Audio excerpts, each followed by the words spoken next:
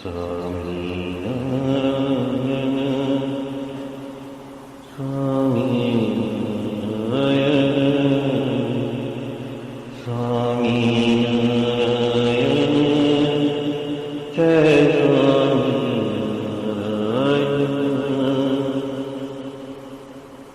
स्वामीनारायण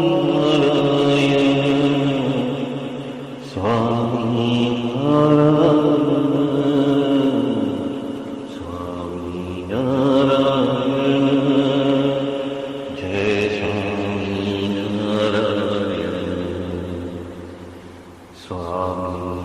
स्वामीनारायण जय स्वामीनारायण स्वामीनारायण जय स्वामीनारायण स्वामीनारायण स्वामीनारायण स्वामीनारायण जय स्वामीनारायण स्वामीनारायण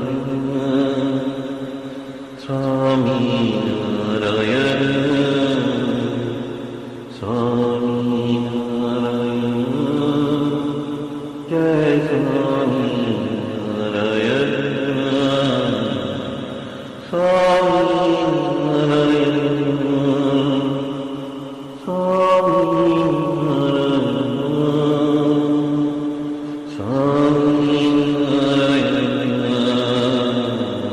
स्वामीनारायण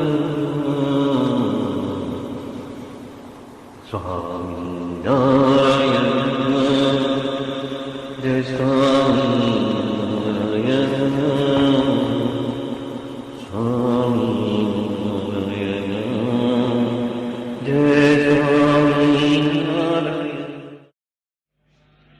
सहजानंद स्वामी महाराज की जय जय जय। धाम धामी मुक्तों की जय जय जय। मुक्ताक्षर पुरुषोत्तम की जय जय जय। जे उत्पत्ति तथा स्थिति लय करे वेदो स्तुति उच्चरे। जे नरोम सुचिद्रमाणु समा ब्रह्मांड कोटि परे। माया काल रवि शशि सुरगणो आज्ञान लोपेक्षण। एवाक्षरधाम नाधिपति श्री स्वामीनारायण। महाध्यानाभ्यासं विदतमजस्त्रं भगवत पवित्रे सम्प्राप्तं। स्थितिमतिवरेकान्तिकवृषे सदानन्दं सारं परमहरिवार्ताव्यसनिनं। गुणातीतानन्दं मुनिवरमहं नौमि सततम्। अनेकेभ्यो सद्भ्यो विमलहरिविज्ञानदत्तं। भुविर्ब्राह्मी विद्या हरिवचनरूपामुदयतं। हरिध्यानासक्तं शुभगणमनाद्यक्षरमहं। गुणातीतानन्दं सकलगुरुमुदे मुनिवरम्। वाणी अमृत थी भरी मधुसमी संजीवनी लोकमा। दृष्टि मां भरी दिव्यता निरखता सुदिव्य भक्तो वदा। हय्ये तबर्यु मीठू जननी सुने हास्य मुखे वस्यूं। ते श्री ज्ञान योगीराज गुरुने नित्ये नमो भावसूं। जेनी अमृतवाणी तो वही रही साक्षात महिमा रूपे। जेनी ब्राह्मी स्थिति अहोलिन करे शुभव्यक्षर पदे शरणागत निज अल्प जीव सहुना श्रेयार्थ तत्पर रहे काका स्नेहल सिंधु दिव्य विभुने हयो तो वंदन करे।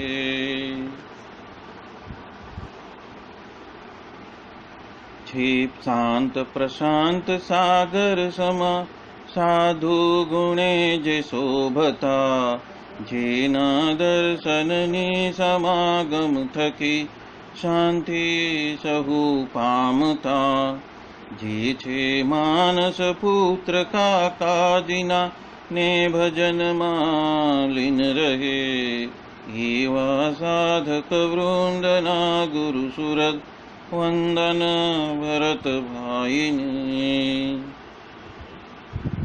भक्ति सभर गुलतान थईने महापूजा जे करे अनुवृत्ति अद्भुत जाळवी रीझया काकाजीने मलकंतु मुख पुलकित हय्यो युवानो ने जे गमे एवा सुरद भूल कुविरल वंदन अहो असी भाईने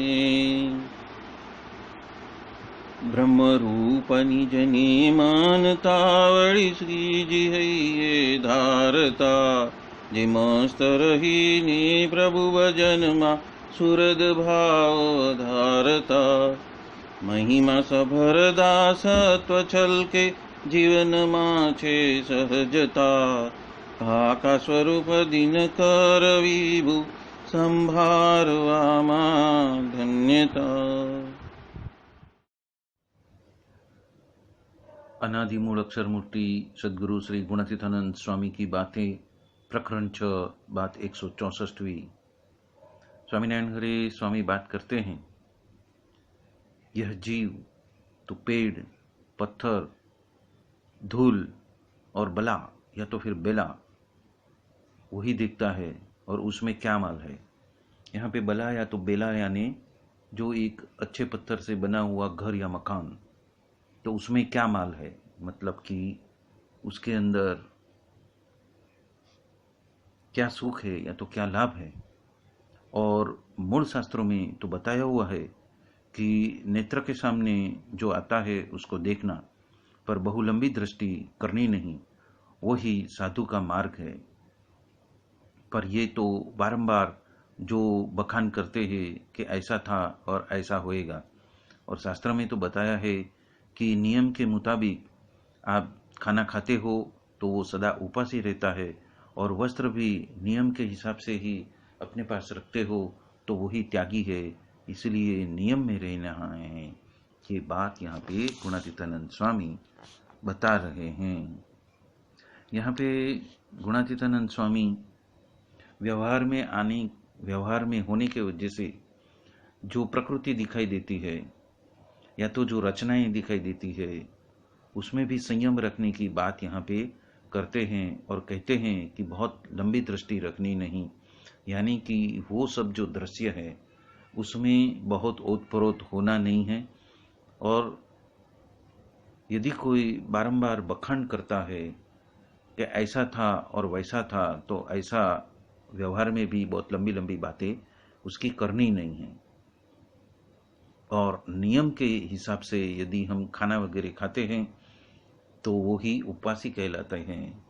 तो उसके लिए गुणातीतानंद स्वामी ने स्वामी की बात प्रकरण 2 में बताया है कि त्यागियों को तो एक ही वक्त का खाना खाना है और तत्पश्चात अन्य जो कुछ भी मिलता है उसका तो त्याग करना है। उपरांत प्रकरण 6 की 101वीं बात में भी कहते हैं कि नियम में रहकर ही खाना खाना है।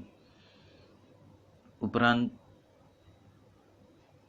जो अन्य तप है या तो धारणा पाड़ना है वो 2 महीना कहो तो कर लेते हैं, पर जो सूक्ष्म तप है यानी कि कम खाना है वो तो उनसे होता नहीं है। उपरांत प्रकरण 6 की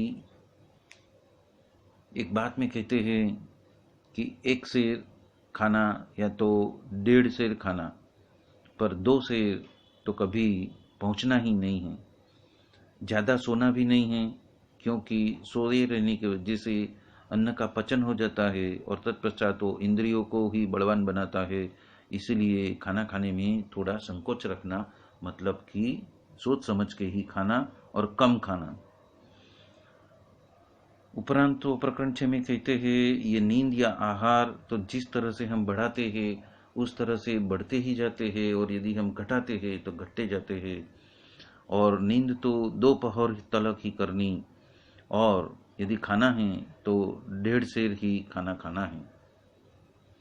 उपरांत वो कहते हैं कि त्यागी को तो 12 बजे, दोपहर 12 बजे के पश्चात 1 बजे ही खाना खाने को कहा है। ये तो 2-3 बार खाना खाते ही रहते हैं, और जब उपवास आता है तो धारणा पारणा भी करते हैं, और इतना साथ में लेके जाता है कि वो अपच भी हो जाता है। और यदि 1 बजे खाते हैं तो अन्न का रस जो है वो तो जल जाता है, और वो जो ज़्यादा खाते हैं तो अजीर्ण हो जाता है, और उसका वापस फिर वीर्य होता है, और तत्पश्चात फिर से उपवास हो जाता है। तो यहाँ पे नियम में सोना और नियम में खाने की बात यहाँ पे गुणातीतानंद स्वामी हम सबको बता रहे हैं। प्रकरण 13 की 53वीं बात में गुणातीतानंद स्वामी कहते हैं कि देह या तो माइक पदार्थ की इच्छा न रखनी। ऐसी इच्छा रखते हैं तो सकाम भक्ति कहलाती है। जीव कैसा है कि भगवान यदि एक दुख मिटा देते हैं तो अन्य दुख के लिए उसको मिटाने की इच्छा रखता है, और सभी दुख जब भी मिट जाता है तो कहेंगे कि एक अच्छी और अच्छी स्त्री मुझे मिल जाए तो अच्छा है।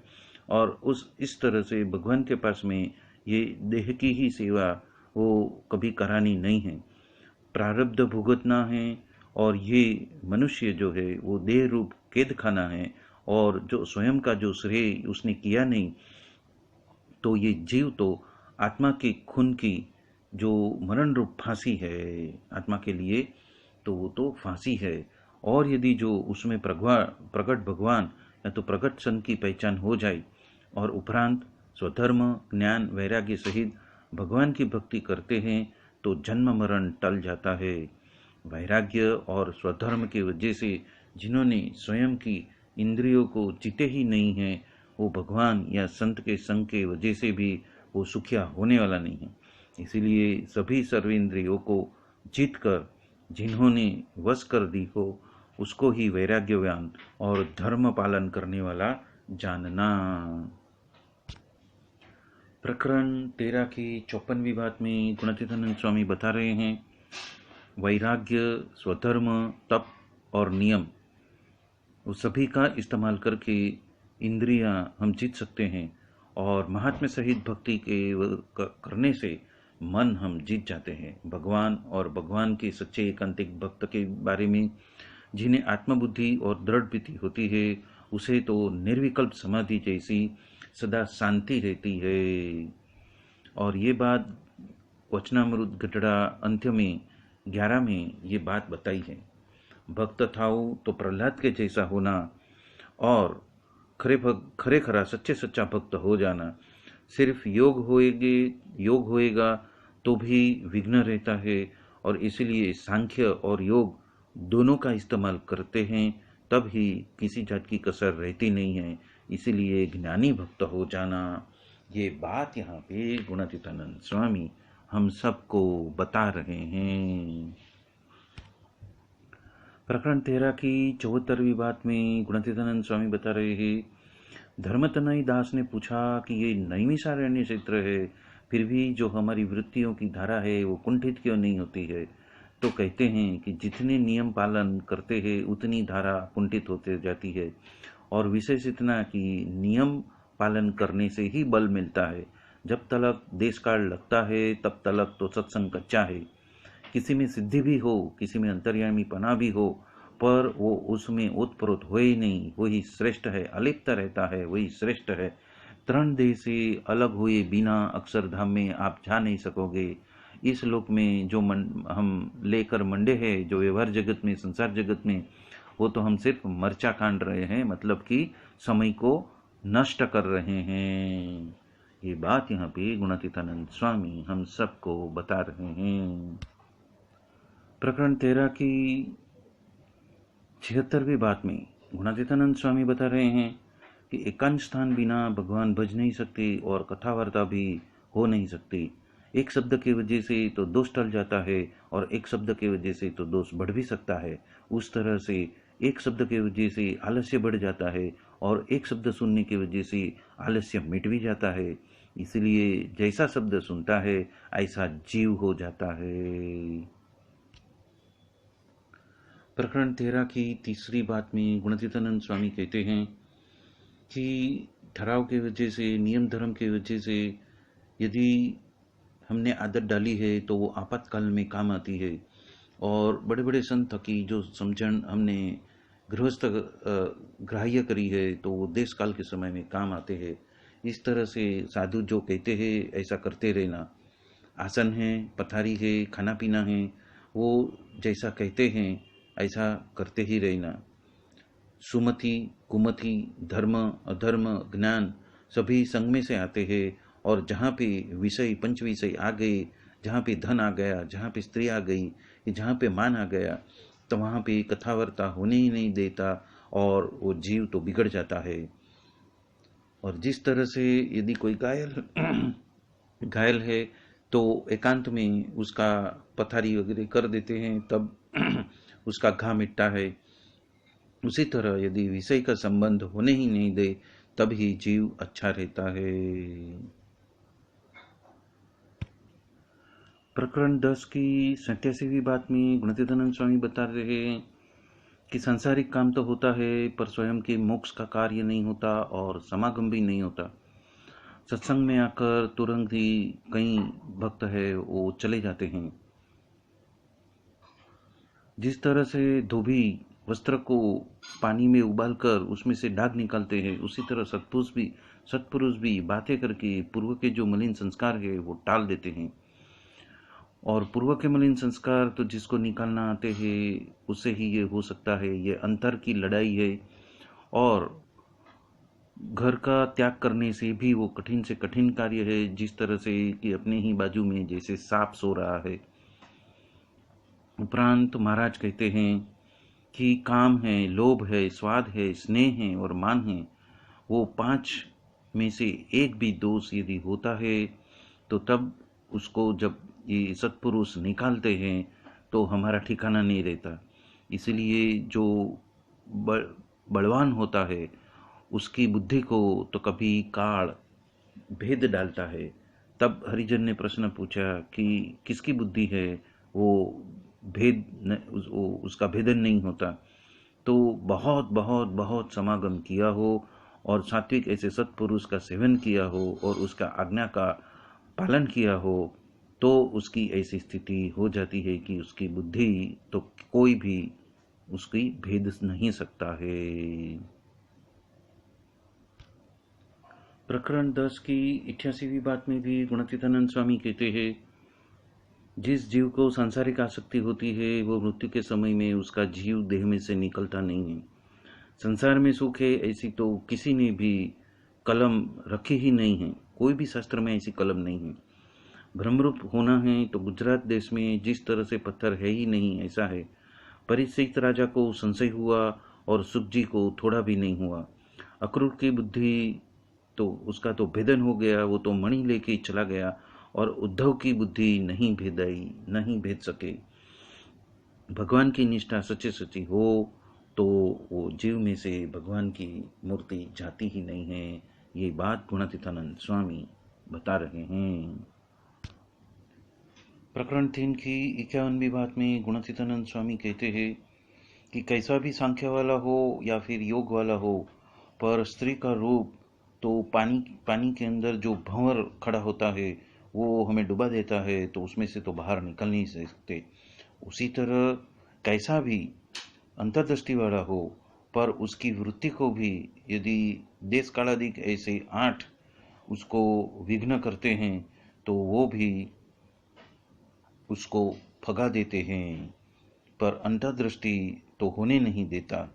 तो ये 8 देश कालादि को वो है कि देश यानी कि स्थान, फिर काल यानी कि समय, क्रिया यानी कि कर्म, संग यानी कि सोबत, मंत्र मतलब कि भगवान या देवता वगैरह का नाम का मंत्र, और ध्यान किसी आकृति का ध्यान, और दीक्षा यानी कि आश्रय किसका किया है, शरणागति किसकी लिया है, और जो शास्त्र है, ये 8 जो देश कालादिक है वो शुभ या अशुभ हो सकते हैं, और उसके वजह से अंतर्दृष्टि वो होने नहीं देते वृत्तियों के वजह से। तो ये जो वृत्तियां हैं, जो सात्विक, राजसिक और तामसिक, ये जो वृत्तियां हैं वो अंतर्दृष्टि होने ही नहीं देते। इसलिए यदि सात्विक मान कि बड़े बड़े सत्पुरुष को, गुणातीत सत्पुरुष को यदि सेवन किया हो, और कामादिक वगैरह दोष रहित यदि हुआ हो,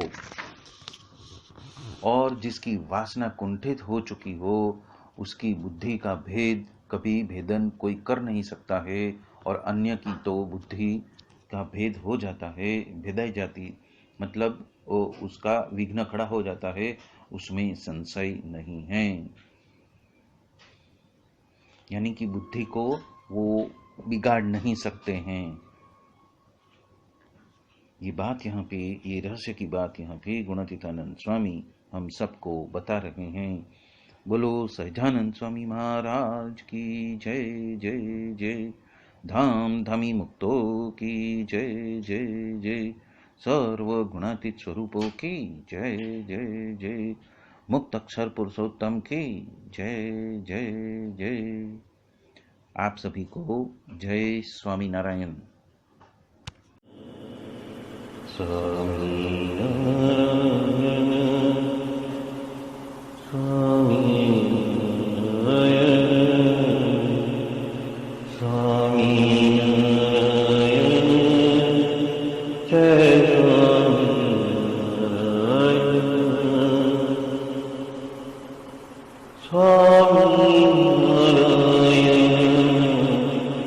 स्वामी नारायण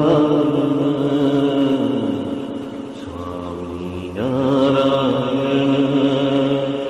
जय स्वामी नारायण स्वामी नारायण जय स्वामी नारायण स्वामी नारायण जय स्वामी नारायण स्वामी नारायण स्वामी नारायण स्वामी नारायण जय स्वामी नारायण स्वामी नारायण स्वामी